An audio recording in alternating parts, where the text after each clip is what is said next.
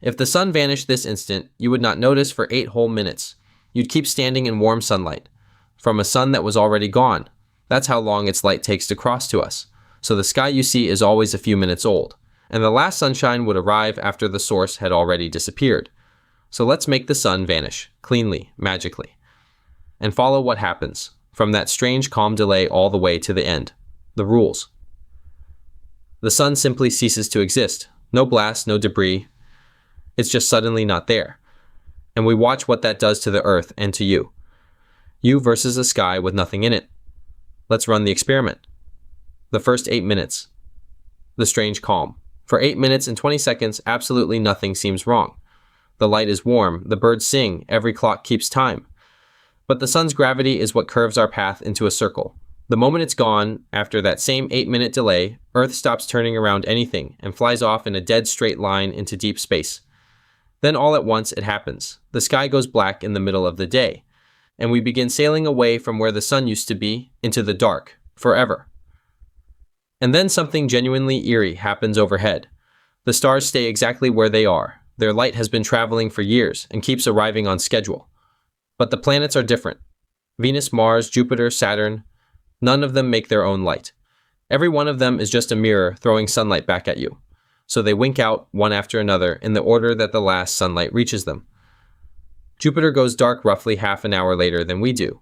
For one night only, you could watch the solar system switch off in sequence, and the moon at least stays. It was never orbiting the sun. It was orbiting us.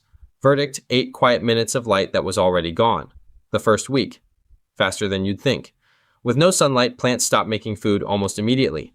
The bottom of the entire food chain switches off in an afternoon, and the warmth starts bleeding into space. Within about a week, the average temperature across the whole planet would fall below freezing. The surface begins to die. Strangely, it wouldn't be instant. The oceans and the air hold a lot of heat. But the trend is one direction only, and there is no more sunrise coming to reverse it. Though not everything green dies at the same speed. Small plants have almost nothing stored and go first. Large trees are running on years of stored sugar in their trunks.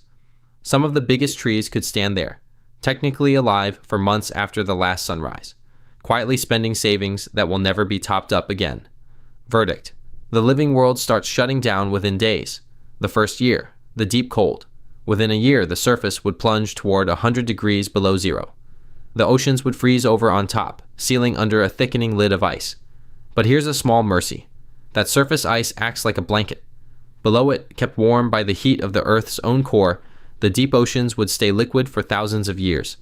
The surface, though, the world of parks and cities and open sky, becomes a frozen, airless-feeling desert lit only by distant stars. Verdict. Within a year, the world you knew is ice. So does everything die? Not quite. On the deep ocean floor, there are ecosystems that never needed the sun in the first place. They feed on heat and chemicals rising from inside the Earth. Those creatures would barely notice the sun was gone.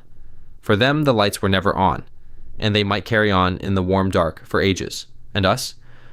A handful of humans could perhaps survive, sealed in bunkers, heated by geothermal or nuclear power, growing food under lamps, not living, enduring.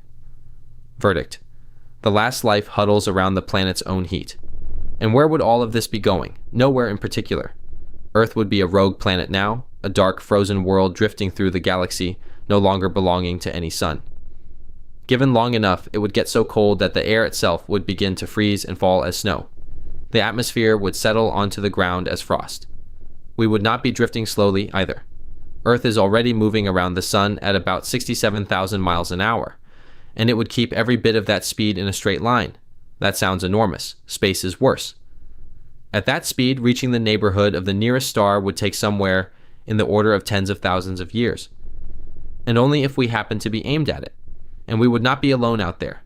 Astronomers think the galaxy is full of rogue planets already. Worlds thrown out of their systems, wandering with no star at all. We would simply be joining a crowd nobody can see.